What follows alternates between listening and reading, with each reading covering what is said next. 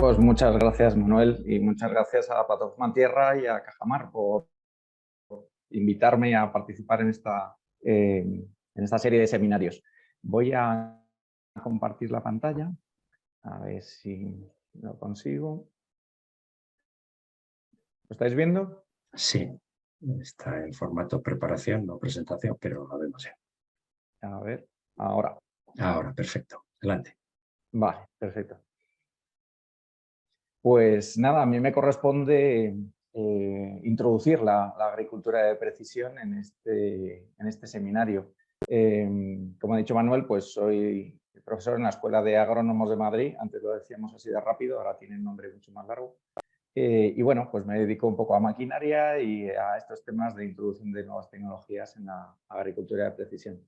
¿De qué os quería hablar? Bueno, pues os quería plantear cuestiones y plantear algunos hechos para introducir el tema. Hablaremos de la definición de la agricultura de precisión, de si es lo mismo agricultura digital que agricultura de precisión. Hablaremos un poco, repasaremos las tecnologías que se incluyen dentro de la agricultura de precisión. Hablaremos de si se usa o no se usa, de la adopción. Y después os quería poner unos pequeños casos prácticos para ilustrar pues, cómo aplicar algunas de estas tecnologías antes de plantear lo que debería ser el futuro de la agricultura de precisión según mi modo de ver. Definición. Bueno, pues parece mentira, la agricultura de precisión empezó hace más de 20 años, pero hasta hace 2 no hemos tenido una definición oficial y esa definición la hizo la Sociedad Internacional de Agricultura de Precisión, la ISPA, que tenéis ahí. Os he dejado diferentes enlaces en la presentación que después os pasaremos pues, para que podáis ampliar la información. Creo que todos sabemos lo que es la agricultura de precisión. Antes lo estaba hablando con mis alumnos antes de entrar en esta charla, el uso de nuevas tecnologías. Pero la definición oficial dice que es una estrategia de gestión importante. Debemos hacer que la empresa agraria se gestione de una forma diferente a como lo hacíamos antes, que hace uso de los datos que tomamos con los diferentes sensores, combina esos datos, analiza esos datos para manejar la variabilidad que hay en el campo y así mejorar pues, la productividad, la calidad, la rentabilidad y la sostenibilidad, para hablar clave en este seminario. Así que quedémonos con esas palabras: gestión diferente, datos, variabilidad y mejora de la sostenibilidad. Vale, antes he dicho, ¿es lo mismo agricultura de precisión que agricultura digital? Bueno, pues a mí me gusta usar esta clasificación de una compañera mía, Pilar Barreiro, en la que repasaba cómo ha sido la evolución de la agricultura, ¿no? Desde hace años hasta ahora. Bueno, pues empezamos con la agricultura sin mecanizar, después en la agricultura 1.0, metimos los tractores y la maquinaria. Y cuando empezamos a hablar de agricultura de precisión o de mecanización avanzada, de máquinas inteligentes, pues según esta clasificación le ha puesto el número 2.0 y eso es una parte de la agricultura que está despegando en este momento, porque otra parte es la agricultura digital. Y la agricultura digital puede no ser lo mismo, es decir, la agricultura digital hace referencia a que manejemos los datos de la explotación agrícola en un formato digital, que usemos mapas digitales, que usemos cuadernos de explotación, que usemos gestión de flotas, interconexión. Será el caso, y es lo que quiero expresar con estas flechas que pongo aquí, que hay agricultores que están pasando de una agricultura avanzada, de una agricultura mecanizada, a usar herramientas digitales sin pasar por lo que llamamos agricultura de precisión con esas máquinas inteligentes. Es decir, que usar agricultura de precisión, que son máquinas y sensores, no tiene por qué ser lo mismo que usar agricultura digital, que es digitalizar esa información. Dicho de otra forma, un agricultor puede ser agricultor digital si tiene los datos de su empresa informatizados. Si usa el ordenador, si usa una nube para guardar los datos, si usa aplicaciones en el móvil. Mientras que la agricultura de precisión es comprarse esa máquina que tiene dosis variable o usar sensores en la parcela o usar imágenes de satélite, drones, etc. Por supuesto, ambos tipos de agricultura están coexistiendo ahora mismo y están llamadas a ser complementarias, no puede ser de otra forma. Ambas tienen que llegar a ser lo mismo y a integrarse conjuntamente. Pero quería hacer la apreciación de que ahora mismo hay gente que usa una tecnología u la otra. Vale. A mí más que qué es la agricultura de precisión, me interesa para qué. ¿Para qué aplicamos todas estas tecnologías? Bueno, pues cuando lo tengo que decir así muy rápidamente, digo, pues para dar a cada palmo de terreno lo que necesita, como decía antes Manuel, para ser capaces de gestionar esa variabilidad que hay en nuestras parcelas o la variabilidad que hay año a año y dar las cosas donde se necesita y en el momento preciso. Y eso nos hace tener unos objetivos, pues ser respetuosos con el medio ambiente, la sostenibilidad que estamos diciendo antes, reducir costes y aumentar la rentabilidad agraria, que es el objetivo número 1 de todo agricultor, realizar mejor las tareas que estamos haciendo en el campo y con más confort para el operario. A grosso modo, esas serían las líneas maestras de para qué estamos haciendo todo esto. Es decir, para ayudar al agricultor. Claro, la pregunta del millón es, ¿estamos consiguiendo esto o no? ¿Realmente esto sirve para lo que estamos diciendo o son palabras bonitas que se quedan en nada? Bueno, vamos a repasar un poco las tecnologías que constituyen la agricultura de precisión. Y cuando hablamos de tecnologías, pues las podemos dividir en dos partes. Tecnologías de información, tecnologías que captan información, tecnologías que nos sirven para hacer acciones en el campo, para actuar. Bueno, las tecnologías de la información, por revisar las más conocidas, los sensores de suelo, los sensores que nos sirven para hacer mapas de conductividad eléctrica del suelo o, dicho de otra forma, mapas de la variabilidad del suelo. Pues ahí tenemos en la foto, voy a poner, perdón, el puntero en modo láser, que a lo mejor así se ve mejor.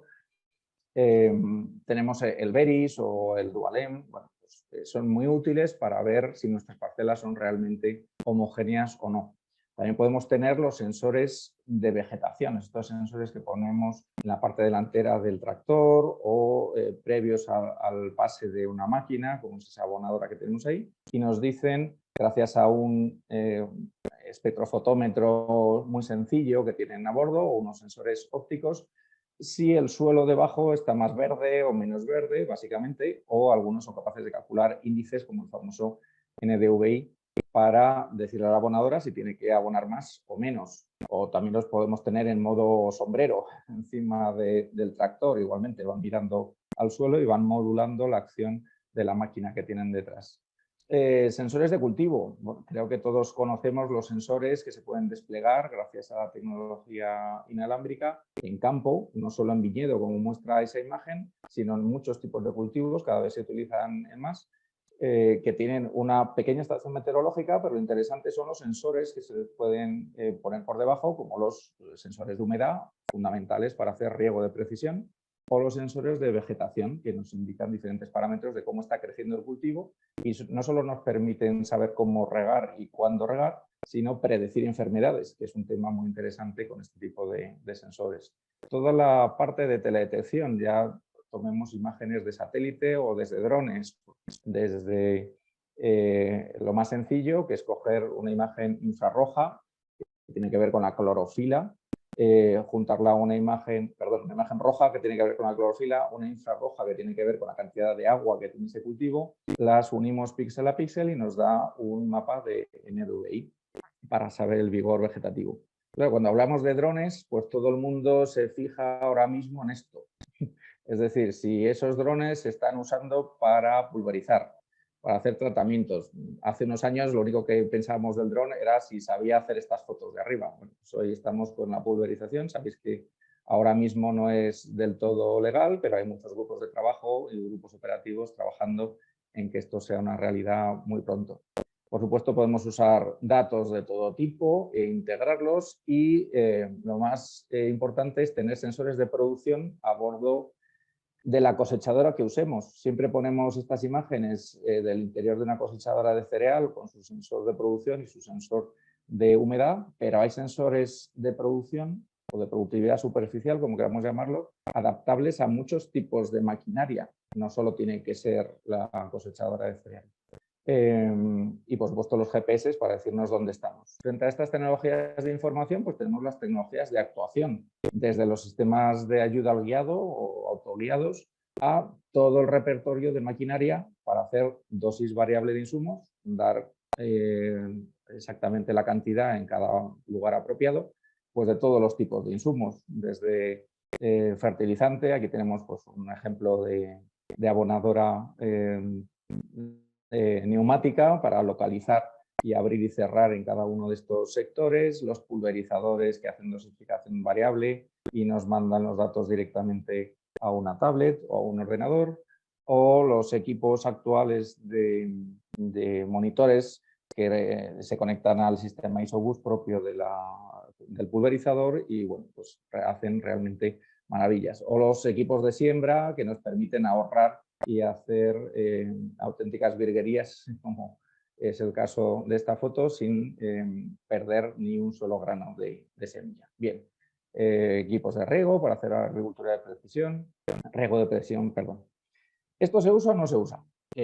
¿Cómo vamos de la aplicación de esto? Bueno, pues es difícil, a pesar de que hace más de 20 años que se inventó la agricultura de precisión, es difícil saber si se usa y es difícil saber cuánto se usa. Y porque vas a los concesionarios o vas a las empresas tecnológicas y normalmente no es fácil conseguir datos. Así que casi todos los datos salen de estadísticas o de encuestas que se hacen en diferentes ferias o sea, mandan a los agricultores. Por ejemplo, monitores de rendimiento. Bueno, pues de las cosechadoras de cereal que hay en España, un porcentaje muy bajo tiene monitor de rendimiento instalado, pero la pregunta es, ¿se usa ese monitor? ¿Se usa el sensor? ¿Esos datos del mapa, si se hace el mapa, realmente se usan? Pues me temo que poco. Los guiados, bueno, pues los guiados sí que se usan y cada vez más. El 80% de los insumos se aplican con alguna ayuda al guiado y los autoguiados cada vez van subiendo más. Pulverizadores de dosis variable o al menos con control de tramos, bueno, pues van subiendo. Sí que hay un interés creciente. En cambio, para los sensores de nitrógeno, los sensores como los que he puesto antes, sensores ópticos que modulan la fertilización en tiempo real, en realidad su uso es muy escaso. Quizá porque hasta ahora su precio ha sido un poco alto. Pero bueno, poco a poco. Y lo mismo ocurre con la dosis variable de fertilizante en general o con la dosis variable de siembra. Ha sido una implantación escasa.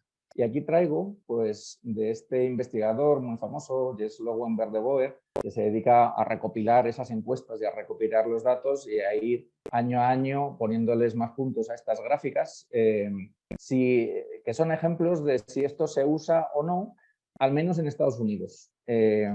Bueno, pues lo que muestra esta gráfica, por ejemplo, es la cantidad de empresas de servicios que usan GPS, ayudas al guiado, para realizar sus tareas de pulverización. Bueno, pues está claro, al paso de los años, cada vez más, estamos en un 80%, las tareas de pulverización se realizan con una ayuda al guiado, al menos en las empresas de servicios. Otro gráfico, uso de dosis variable de diferentes insumos, fertilizante, enmiendas calizas, fitosanitarios, semilla, pues está claro, la tendencia en los últimos años es a la alza. Bueno, pues digo yo que si esto va a la alza, por los profesionales que más hectáreas hacen, será porque es rentable. Y lo mismo en cantidad de hectáreas sembradas de estos cultivos usando sistemas de ayuda al guiado. Pues en algunos cultivos el porcentaje que se siembra con estas tecnologías pues es muy importante ya. También me gusta decir, además de las tecnologías, que es una agricultura de precisión, que no es agricultura de precisión. Y aquí siempre tengo que pedirle perdón a mis amigos y compañeros de las empresas de maquinaria, porque a veces su publicidad es un poco engañosa. Sacan un tractor nuevo y ponen la palabra precisión en todos los sitios. Bueno, es un poco a modo de chiste, pero me entendéis lo que os quiero decir. Muchas veces decimos que una tecnología es de agricultura de precisión y nos estamos columpiando un poco. Incluso, y si nos ponemos un poco más serios, pues hay veces que vemos ejemplos reales de una abonadora o de un pulverizador o de cualquier máquina que dice que hace agricultura de precisión, y si miramos la letra pequeña, pues por ejemplo, que esa máquina sepa trabajar en bordes, es decir, que cierre cuando estoy cerca del río, no es lo mismo que hacer dosis variable. Es decir, no hace agricultura de precisión, lo que hace es ahorrarnos abono y ahorrar ámbito medioambiental. Eso está muy bien, pero no es agricultura de precisión. O todas las máquinas son capaces, si tienen una anchura útil de trabajo enorme, 36 metros, por ejemplo, algunas abonadoras, son capaces de modular lo que cae en cada metro cuadrado o en cada cuadrado de 10 por 10 metros cuadrados. Bueno, pues hay algunas que sí y otras que no, ¿vale? Entonces, bueno, pues viendo las características de cada una, tendremos que ver si es agricultura de precisión o si no es agricultura de precisión y simplemente son máquinas mejores, pero no llegan a ser inteligentes. ¿De acuerdo? Vale. Recomiendo para hacer dosis variable mejor una abonadora neumática o una barra pulverizadora. Eso ya es de formación profesional, porque me toca ser profesor de estas cosas. Y algunos casos prácticos. Bueno, lo primero, el cuaderno de campo. Aquí os pongo el ejemplo de unos alumnos nuestros que hicieron una empresa y crearon este cuaderno de campo. Hace ya bastantes años que lo hicieron. Todos sabéis lo que son los cuadernos de campo digitales para gestión de parcelas, de insumos, la complementación de los formularios, pues, por ejemplo, para la PAC, etcétera, para tener más trazabilidad. Claro, aquí las preguntas del millón es si esos datos son reales. Bueno, pues eso depende del técnico o de la persona que los haya metido. Y hay mucha gente que dice, pues no quiero meter los datos porque me tienen controlado. Bueno, pues allá tú. La tendencia va por este lado. Si no quieres usarlo, pues bueno. En fin, ¿cómo han evolucionado los cuadernos digitales? Pues muy rápido. Está evolucionando realmente rápido. Todos sabéis que allá por el 2012 salió la normativa de trazabilidad de fitosanitarios y eso ha evolucionado muy rápidamente. Después nos lo contarán en parte por el lado de la administración. Pero es que en junio del 23 esto debe estar funcionando. Y el otro día hubo una reunión muy interesante, precisamente en la finca Las Palmerillas, ahí en el Ejido de Cajamar. Y bueno, pues muchísima expectación a ver si esto finalmente funciona, no funciona, a ver cómo lo homogeneizamos entre las diferentes comunidades autónomas. Bueno, ha evolucionado muy rápido, desde los cuadernos digitales sencillos, tablas blancas con datos que teníamos antes, ahora podemos gestionar los mapas con una precisión muy alta y bueno, pues el futuro lo veremos muy cerca, en junio. Gestión remota de flotas. Bueno, pues la gestión remota de flotas se basa en la telemetría y la telemetría funciona en gran parte gracias a Isobus. Y Isobus sabéis que es ese estándar por el cual los tractores se comunican con las máquinas, que como es un estándar se supone que siempre debe funcionar, pero no siempre funciona. Así que, bueno, pues es importante en esta etiqueta Isobus ver los apartados de la etiqueta para saber si el tractor va a ser compatible con la máquina, porque cada parte de la etiqueta significa una cosa. Aquí os las dejo todas y si tenéis preguntas, pues me podéis escribir sin ningún problema. Y también os dejo este enlace para una base de datos que es muy recomendable visitar antes de comprarse una máquina o antes de comprarse un tractor y te dice si van a ser compatibles o no. En cualquier caso, telemetría de maquinaria. Hombre, pues cada empresa ha lanzado la suya, pues tenemos aquí el JD-Link de John Deere, el MyCase, Class tiene la suya, New Holland, etc. Vale, vemos en tiempo real dónde están los tractores, vemos algunos datos de cómo están trabajando, pero yo diría algo más. Lo importante no es verlo, lo importante es analizar esos datos. Lo importante es dedicarle tiempo a esta facilidad que tenemos ahora de grabar los datos y de guardar esos datos para intentar sacar conclusiones de cómo trabajar más y mejor. Hay veces que no es fácil analizar esos datos y para eso pues, podemos pedir ayuda a empresas asesoras de digitalización agraria que son especialistas en ello. Otro ejemplo típico, ayuda al guiado o el control de tráfico en parcela. Bueno, la ayuda al guiado empezó así hace muchos años, después evolucionó con las cámaras que se ponían en los extremos del cabezal. Hoy en día, gracias a Dios, pues tenemos los controles a nivel de volante, mucho más fáciles de utilizar. Los monitores han ido evolucionando de una forma espectacular y la información que nos presentan es muy completa y muy fácil de manejar. Claro, muchas veces cuando aplicamos tecnologías como esta, surge la frase, la agricultura de precisión solo es para parcelas grandes. Bueno, yo creo que no. Vamos a intentar acabar con ese mito. La agricultura de precisión, como hemos dicho antes, busca dar a cada palmo de terreno lo que necesita y permite dar dosis variable de lo que queramos, pero antes tendremos que pensar un poco. Es decir, ¿qué queremos maximizar? ¿El beneficio o la producción? No, no es lo mismo. A mí me gusta poner estas dos fotos. ¿Cuál es nuestro objetivo? ¿Nuestro objetivo es tener la parcela de arriba o es tener la parcela de abajo? ¿Queremos tener un cultivo perfectamente homogéneo, todo igualito, todo fantástico? ¿O en algún caso el objetivo puede ser el de abajo? Bueno, pues por mi experiencia yo he visto parcelas en las que el objetivo era tenerlo de abajo en una esquina. En esa esquina donde nos empeñamos en darle mucho abono, darle mucha semilla, regarlo al máximo, y es que tiene un problema de encharcamiento, o tiene un problema de salinidad, o tiene un problema de piedras. Bueno, pues la agricultura de precisión precisamente nos permite evitar seguir gastando en esta esquina y rentabilizar nuestro beneficio, no intentar que esta esquina produzca más. ¿De acuerdo? Claro, obviamente, si la parcela no es variable, no tiene sentido hacer agricultura de precisión, parece una perogrullada, pero a veces nos empeñamos en comprar la máquina más costosa y no hace falta hacer dosis variable. Y de todas esas tecnologías que engloba la agricultura de precisión, lo importante es hacer números, lo importante es sentarnos y decir, a ver, ¿cuál va a ser la rentabilidad de esto? ¿Dónde me puedo gastar? ¿Dónde no puedo gastar? ¿Me conviene usar dos tecnologías o solo una de ellas? Etcétera.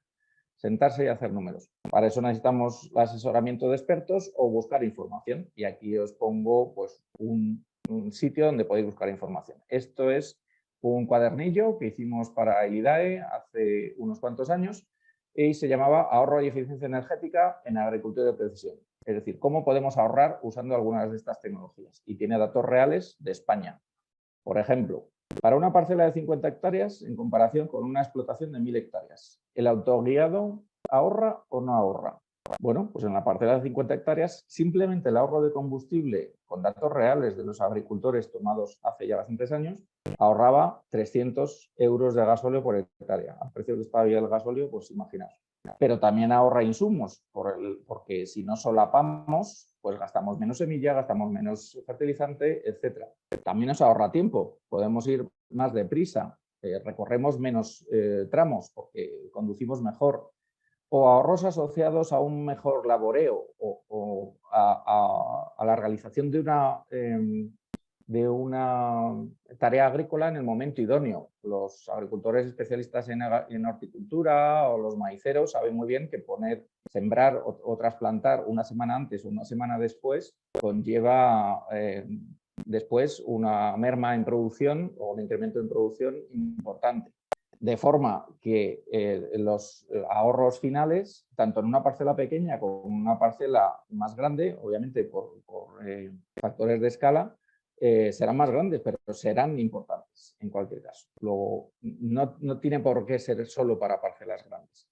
Y una vez que tenemos un autoguiado, como os decía antes, es importante estudiar esos datos. Es importante intentar sentarnos después de hacer la tarea a ver qué estamos haciendo. Esto es alguno de los trabajos que nosotros hemos hecho en los que hemos registrado cómo hemos ido y venido por la parcela y hemos analizado cómo hacíamos los giros y puedes llevarte sorpresas pensando que haces los giros más eficientes y resulta que estás tardando un tiempo excesivo o gastando más gasolina. Es decir, sentarse y analizar los datos que salen de las tecnologías. En cualquier caso, simplemente con el uso del guiado podemos reducir el volumen de herbicidas en los casos más normales en un 15%, en los casos más extremos, por ejemplo, que hagamos un vuelo de dron, que saquemos un mapa de dónde están las malas hierbas y que pulvericemos solo en los rodales, podemos llegar a ahorros hasta del 80%. Y podemos incrementar la productividad, ahorrar tiempos y ahorrar gasóleo de una forma muy importante. Más uso de drones. Bueno, yo recomiendo que nos asesoremos de ingenieros agrónomos. Tengo debilidad por la profesión. Y simplemente os quería poner un ejemplo muy sencillo. Esto fue un trabajo que hizo nuestro compañero Luis Concienciao en Portugal, perdón. Un pivot de maíz sembrado en siembra directa. Y lo que hizo fue usar dos tecnologías muy sencillas. Pasar un dron para ver cómo estaba la nascencia. A final de la temporada cosechar con una cosechadora que le hizo el mapa y a la mitad del siguiente año volver a pasar el dron. Y ese mapa del segundo año de dron lo convirtió en 3 mapas de rentabilidad. Estos no son mapas de producción, son mapas de euros. Es decir, ¿a cuánto conseguiré vender el maíz si la cotización está a 210 euros por tonelada, 180 euros por tonelada o 160 euros por tonelada? Bueno, pues estamos prediciendo la producción. Le podemos decir al agricultor antes de que tenga que tomar la decisión, oye, dependiendo de cómo vayas a vender el maíz, te conviene cosecharlo o no, o incluso te conviene cosechar la mitad del pivot, ¿vale? Así que estas herramientas se pueden hacer sencillas de una forma accesible. El futuro, bueno, otro día hablamos de robótica, hoy no tenemos tiempo para hablar de robótica, simplemente quería haceros unas reflexiones. Bueno, pues estas tecnologías necesitan ser más baratas. Obviamente, la maquinaria para hacer dosis variable es cara, la electrónica que necesitamos desplegar en campo, pues a veces es cara, pero bueno, pues es ley de vida que la electrónica se hace cada vez más barata y las tecnologías que funcionaban hace 5 años pueden seguir siendo útiles. No hace falta ser un friki y comprarse lo último de lo último, porque será lo más caro. Podemos seguir usando otras tecnologías. Claro, lo que pasa es que estas tecnologías a veces complican al usuario final. No están diseñadas de una forma fácil de usar. Y para que sean fáciles de usar, por supuesto, tienen que ser compatibles, pues el isobus en la maquinaria o los ficheros XML para que sea fácil intercambiar información de unos sistemas a otros. Bueno, ahí hay mucho que trabajar en compatibilidad entre sistemas. Pero sobre todo en facilidad de uso, que los componentes, que el software, que todas estas tecnologías sean fáciles de usar para el agricultor. Y siempre algo muy importante, el fin no es la tecnología es siempre una herramienta, ¿vale? Así que lo importante es la decisión que se toma gracias a esa tecnología. El asesoramiento, las empresas de asesoramiento tecnológico o de agricultura digital, como las queramos llamar, están apareciendo continuamente y tienen que realizar una labor muy importante para ayudar al usuario final, para ayudar al agricultor a mejorar su explotación.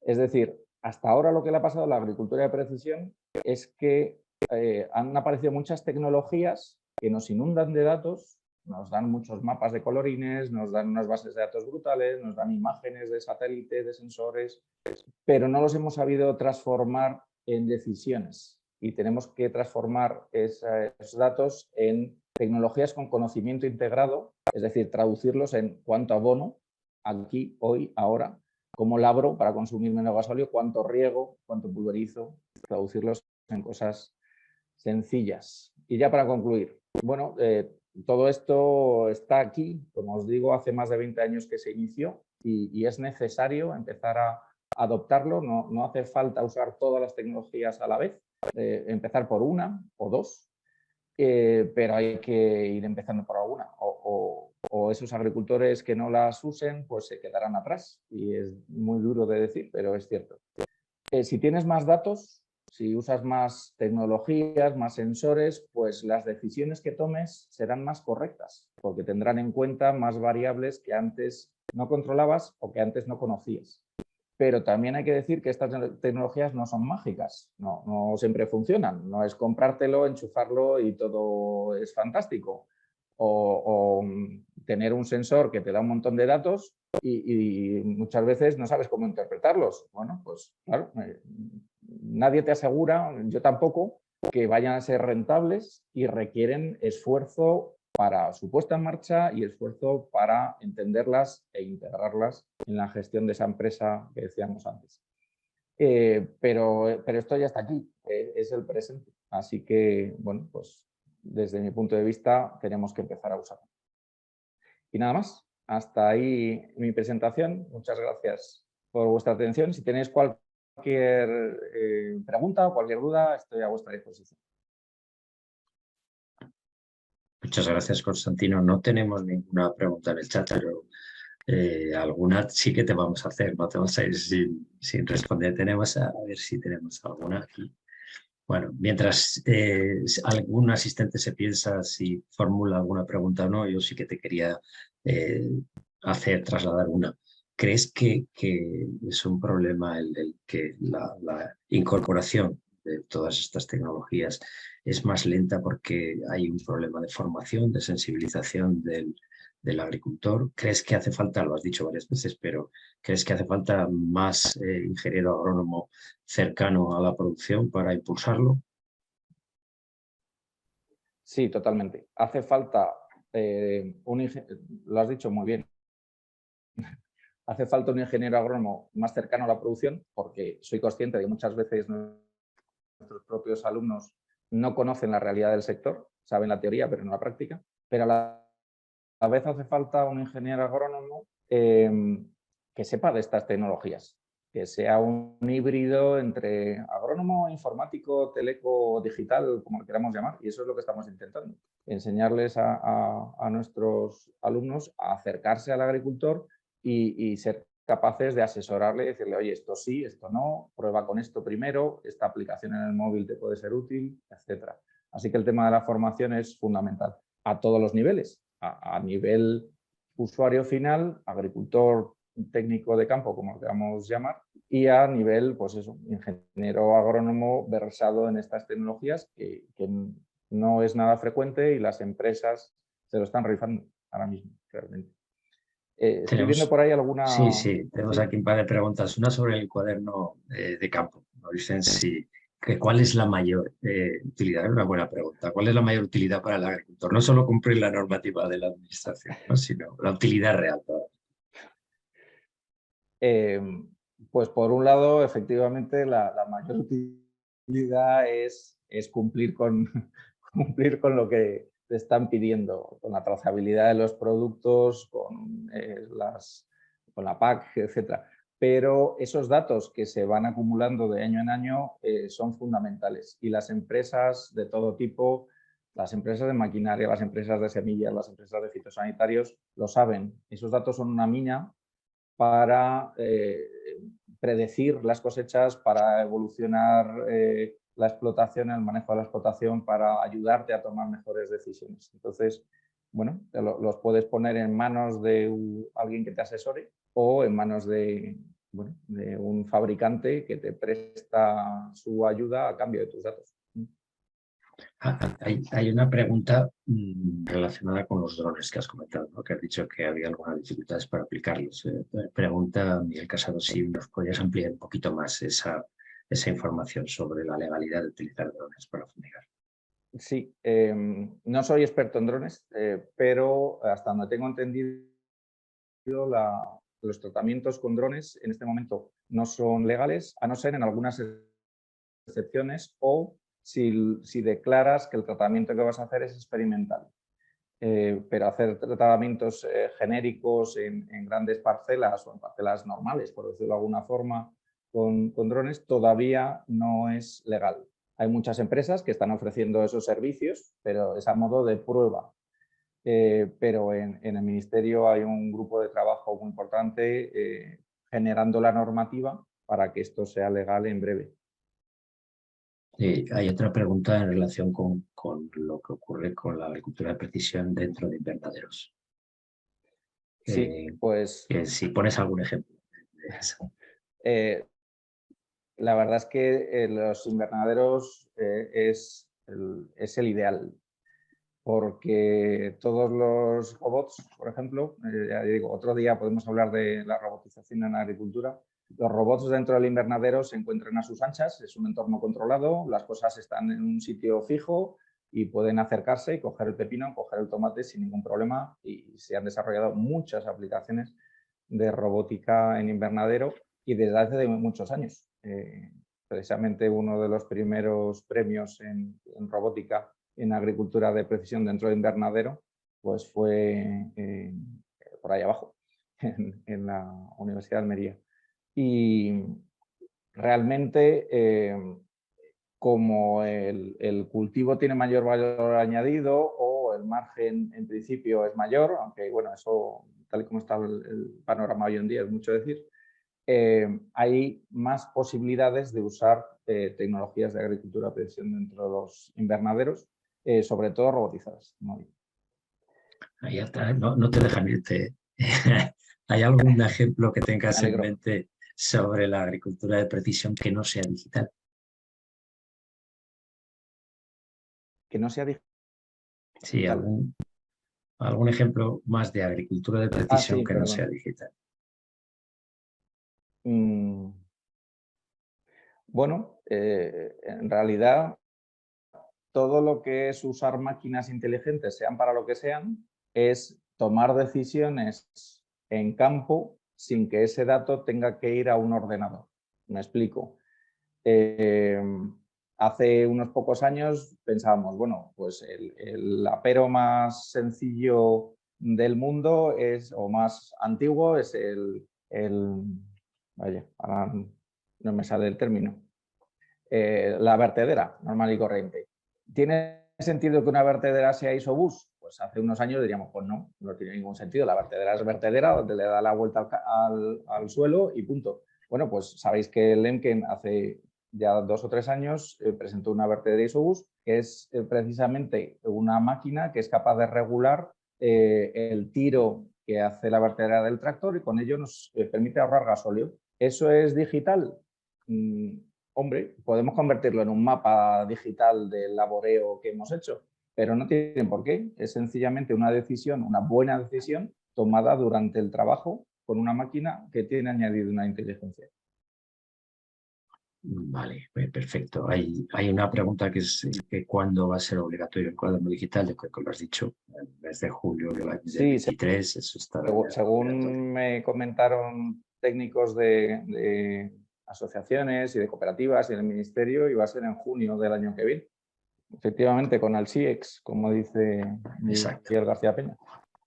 Muy bien, pues lo dejamos ahí, Constantino. Muchísimas gracias por estar con nosotros, por compartir y tomamos esa palabra que has dicho de que tendremos que hablar de robotización en algún momento. Bueno, pues muchas gracias por acompañarnos y Gracias a muchas ti. gracias también por las preguntas de los asistentes. Así haremos el seminario un poquito más dinámico.